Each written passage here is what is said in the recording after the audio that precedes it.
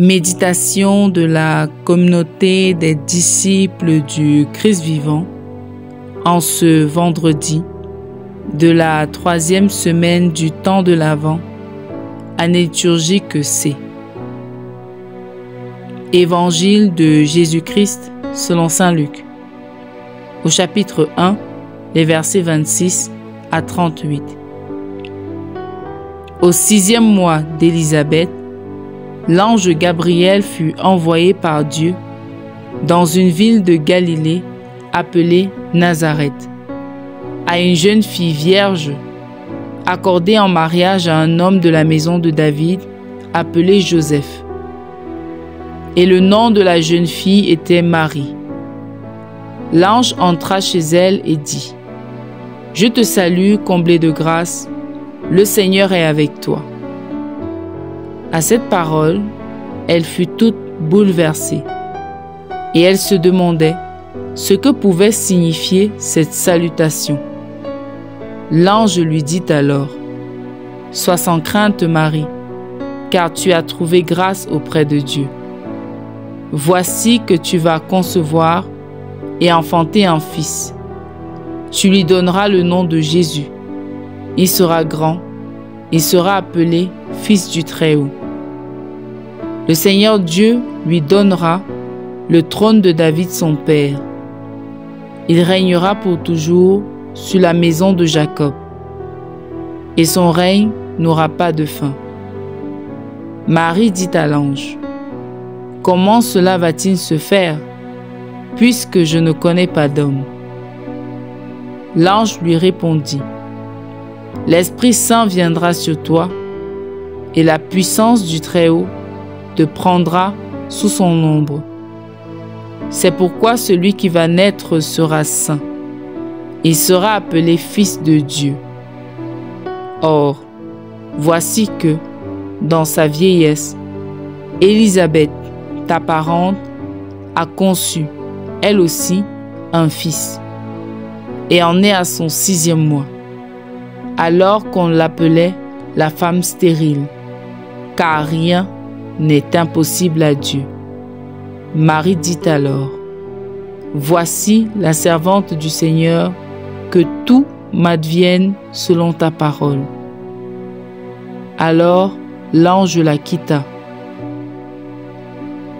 Acclamons la parole de Dieu.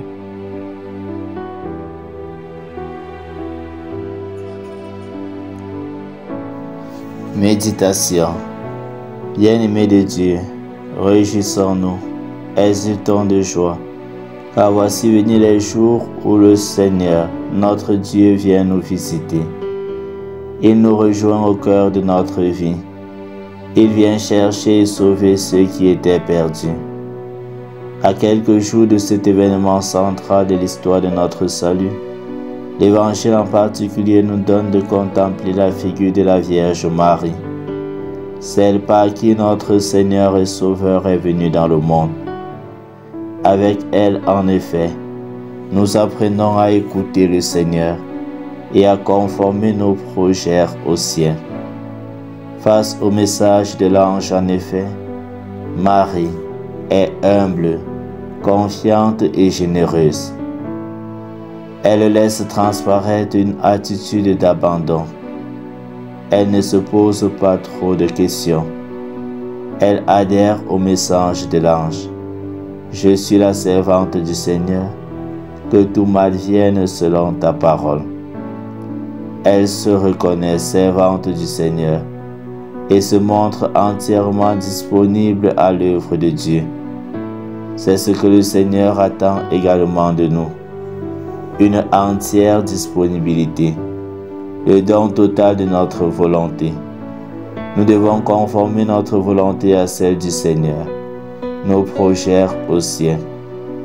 Voyons comment Marie renonce à son projet de fonder une famille avec Joseph pour être la mère du Fils de Dieu. Et demandons-nous si nos projets, notre volonté, s'accordent au message de Dieu pour nous. L'Annonciation nous révèle également que Dieu n'agit pas au hasard. Il a préparé Marie depuis longtemps pour qu'elle puisse assumer dignement son rôle. Elle a été préservée du péché et comblée de la grâce de Dieu. Et aujourd'hui, elle donne son assentiment total au projet de son Créateur. Oui, frères et sœurs, les projets de Dieu se réalisent toujours. Et la plupart des temps, les protagonistes sont les collaborateurs de modestes conditions, armés d'une forte docilité à Dieu. Dieu n'a pas besoin des forts et des riches. Il nous bénit si nous acceptons de faire sa volonté. Que l'exemple de la Vierge Marie nous aide à répondre toujours, avec générosité, aux appels du Seigneur et à rester toujours fidèles aux multiples oui que nous avons donnés à Dieu. Prions.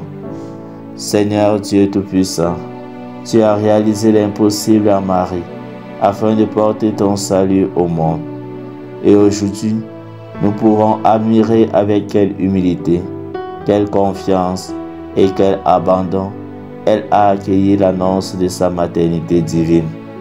Cette annonce qui a rempli son cœur d'allégresse et de louange. Aide-nous également à être dociles à ta parole, afin de suivre non pas notre volonté, mais la tienne. Fais grandir notre confiance en ton amour miséricordieux pour nous et pour le monde.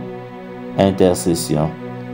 Prions pour que le Seigneur affermisse la foi de tous les hommes, et particulièrement de ceux et celles qu'il a appelés de manière particulière à son service. Exercice spirituel. Que chacun au cours de cette journée se rappelle du oui de son baptême et demande au Seigneur la grâce de toujours le servir dans l'humilité et la docilité, à l'exemple de la Vierge Marie.